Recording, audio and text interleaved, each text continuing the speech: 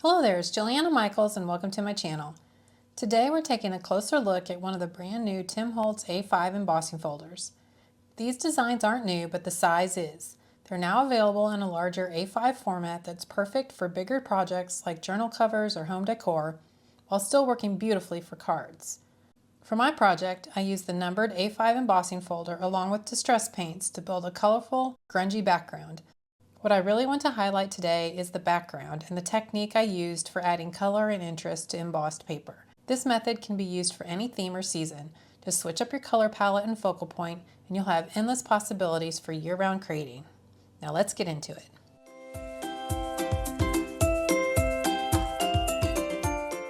For this card, I'm going to be using the new A5 embossing folder from Tim Holtz and Sizzix. It's called Numbered. There are 3 new embossing folders in this A5 size that are now available from Tim Holtz and Sizzix. So there's Numbered, Cobblestone, and Brick, and you will have recognized the Cobblestone if you saw my previous video where I did a faux cobblestone technique. So make sure you check that out. But for this one, I'm going to be using the Numbered embossing folder. And if you happen to have the original smaller size embossing folder, you can certainly use that embossing folder for this same technique. As far as the stamps, I'm going to be working with a variety of Halloween themed stamps that all kind of have like a smaller, kind of detailed types images on them. This is just to give you some ideas of types of stamps that you could look for in your stash. So I've got mini Halloween 2, and I'm looking more at like these kind of smaller little detailed type images, not necessarily these bigger ones down here. And mini Halloween 5 has got some, you know, the little skull and this ticket, these little texts, the spider. And mini Halloween 3, examination, mini Halloween, again, not necessarily these big solid images, but the more detailed ones.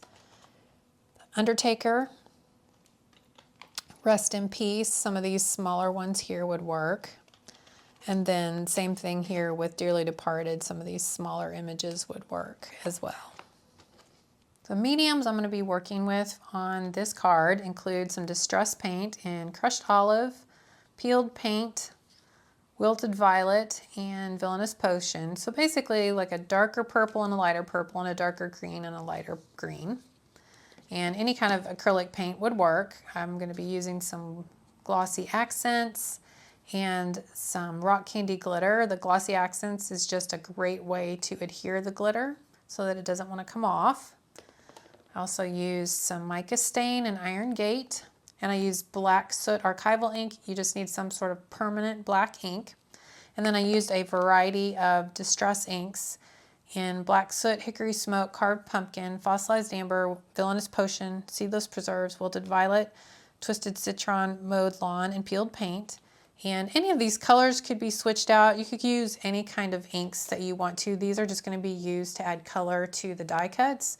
So if you have different brand of colors or a different type of ink, you could certainly use that. Or if you want to use this concept to create a different theme card, you could certainly switch out the colors.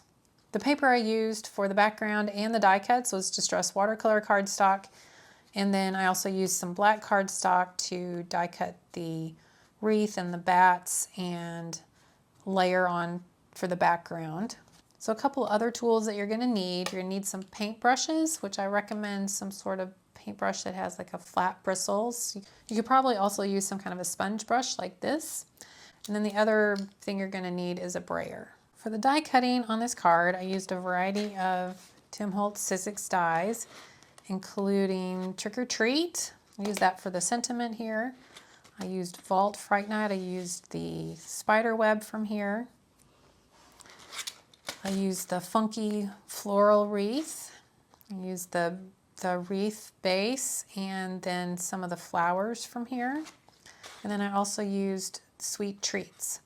So the first thing I did was take a piece of distressed watercolor cardstock and emboss it using the Numbers embossing folder. Now this is the A5 size. If you have the original one, the smaller size, that's fine too. Either one would work. I just spritzed the paper with a little bit of water to help soften it, and then placed the paper with the smooth side up of the watercolor paper into the folder and then embossed it. And then I trimmed it down to 4 by 5¼ inches, and then I'll mat it later on. But you can cut it down to whatever size you want. And then the next thing we're going to do is we're going to take our paints. And so we've got the different colors here: wilted violet, villainous potion, peeled paint, and crushed olive. And you just want to make sure you get those shaken up really well and mixed together so that they're ready to go.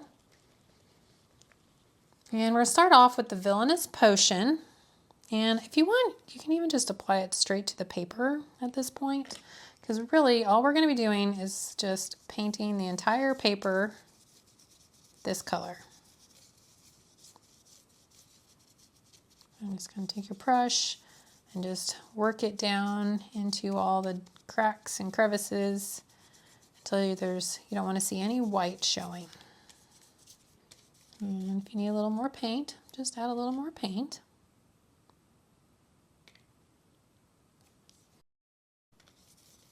But don't use any water at this point. We don't want any water added in here. Now from here, yeah, you're going to want to clean your brush, but you want to keep it pretty dry. So I'm going to just clean it and then dry it really good, or you can find another brush to use. And then you're going to set this to the side and let it dry, or you can dry it with your heat tool. Just want to make sure you keep the heat tool moving and not holding it in place for too long. It should dry fairly quickly because we're not putting on thick layers of paint here. All right, so then once that's dry, you're going to take the wilted violet, and if your mat's a little bit dirty, just give that a little clean up. This will wipe off of here pretty easily, especially if you're using that non-stick mat from Tim's Glass Media mat. That's my favorite mat to work on. And squirt out a little bit of that. Now this is where it's really important that your brush is dry. You don't want a wet brush for this. So you're just gonna kind of tap into that paint and just kind of take off some of it onto that craft mat. Now I'm kind of wiping it around here and there, and you want to just have a little bit of paint on there, and then you're just going to lightly brush that over the surface here, just real light. And if you get a little more than you want on there, it's okay. It's one of those things where you can it's practice sometimes with this sort of thing is a little bit necessary. So if you're getting on too much, that's okay. Maybe grab another piece and give it another try. So you're just wanting a little light coverage of this wilted violet here and there. And if you get a couple areas where maybe there's a little bit more, that's okay too. It's not going to be the end of the world. You just don't want to like completely cover over everything we just did. So as you can see here, just a light coating of that wilted violet. Just add a little bit of contrast and interest there with another similar color. All right, so at this point now you can just wash your brush like you would normally.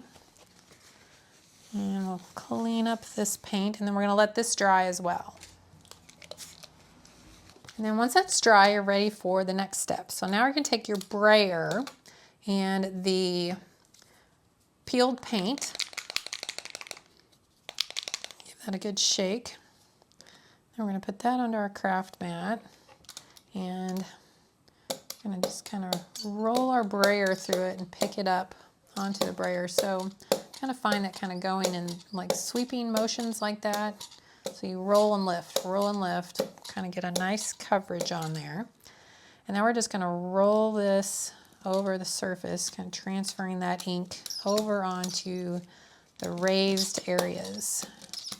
So again, it doesn't have to be perfect, and if it gets down into some areas that you weren't expecting, that's okay. Remember, you're working with a 3D embossing folder, so there's lots of multiple layers on here that are higher and lower, and that's what creates all that unique texture that these have. All right, so then we're going to give that a dry. And then if you want to clean this off, you can. There's, it kind of tends to kind of dry on there pretty good. And you can just save it to clean off later. And now I'm going to add some of that crushed olive. And I'll be super honest, if I had twisted citron, that's the color I probably would love to use on here. So if you have that, give it a try, because I think it would really be a great color for this. So again, you're just going to roll and lift, roll and lift. And now we're going to do that same thing, just kind of lightly applying that ink here and there over the surface. Like I said, that twisted citron would show up a little bit more intensely than the crushed olive, but I don't have that color, so one of these days I'll pick it up. But there we go. So that is the background with kind of the multiple layers of colors. And then you just want to either set this to the side to dry, or again, dry this with your heat tool. And so obviously with this technique so far, you could do this with any combination of colors. Obviously I've picked kind of Halloween colors because of the theme of my card. But with this embossing folder, you can use this for anything that you could think of. Birthdays would be perfect. So, maybe you pick whoever you're making it for, their favorite colors, and do the apply paint in those colors to the background. So just lots of options, switching out the colors for this. So the next thing we're going to do to add another little bit of layer of interest here is to add some stamping. And I just went through my Halloween stamps and just grabbed a bunch of them that had kind of smaller images that I thought would be kind of fun to play with here. So you can use any stamps you have. Obviously, if you're doing a different theme, you could do different stamps. And then I do recommend using some archival permanent ink for the stamping, because you're going to be stamping onto paint and you need something that's going to be permanent. So I'm just going to kind of stamp over the background here. I'm using my stamping block, so you can also use your stamp platform if you wanted. And the idea here is just to add a little bit of interest to the background. Again, this could be a step too that you could just skip.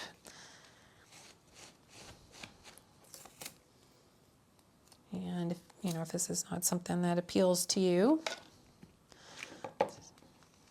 I'm just gonna kind of keep picking different stamps and pulling them out and stamping across the background here.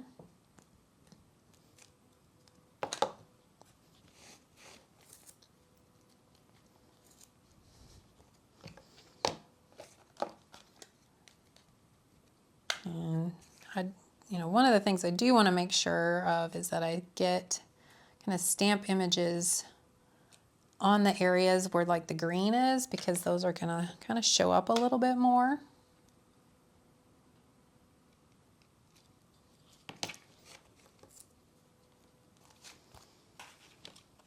And if you wanted to add a little script here, you really could just kind of do whatever images speak to you.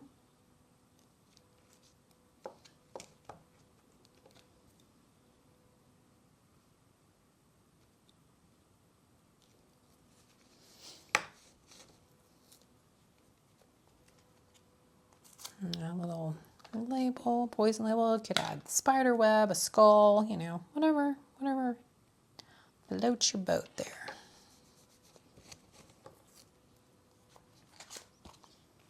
Maybe you want to add a little spider.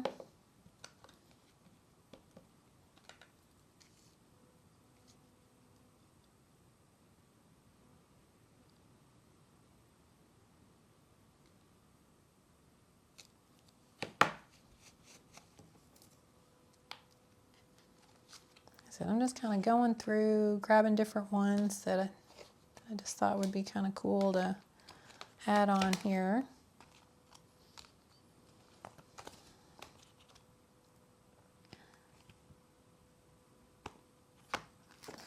This would be kind of a good one there.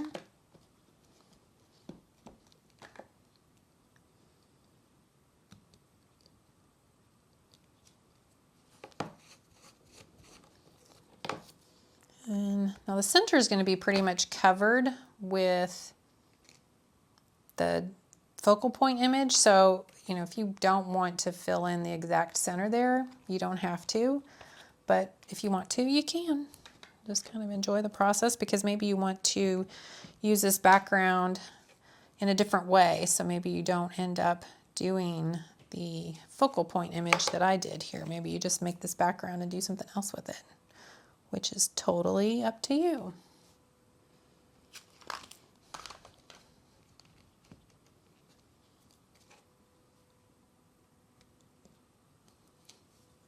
There we are.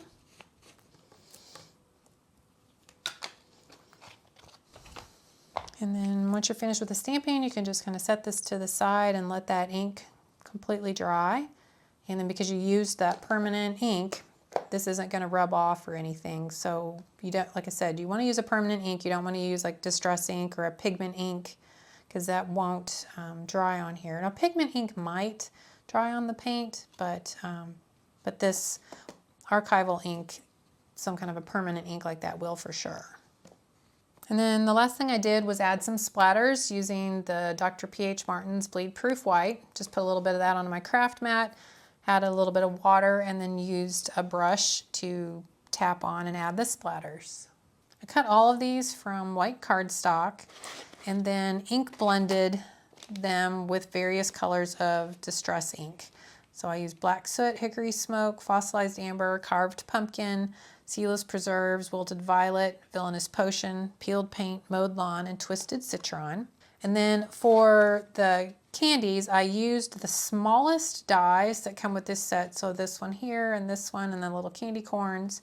And then I assembled everything, and then I added some glossy accents to them. And then while that was still wet, I sprayed them with some rock candy glitter using the glitter duster, and that just gave them a light coating and kind of made them look like sugar candy. If you don't want to add the glitter, you could certainly just do the glossy accents to get kind of that wrapped in cellophane look with the candies, or just to make them shiny like candy is. And then for the spider web, I cut that from some black cardstock and then sprayed it very lightly with some Iron Gate mica stain just to give it a little shimmer. And then the other pieces from the wreath and for the sentiment, I just colored with the inks and assembled them, and it added them onto the wreath. I hope today's project inspires you to give these new A5 embossing folders a try and to experiment with different ways of adding color to your embossed backgrounds. What holiday or theme would you use this embossing folder for? You can find links to all of the products I used in the description box below, along with the visual supply list for a quick look at everything. If you enjoyed this video, I'd love it if you gave it a thumbs up and subscribed for more crafty inspiration, tips, and techniques. And don't forget to hit that notification bell so you never miss a video. Until next time, stay crafty, my friend.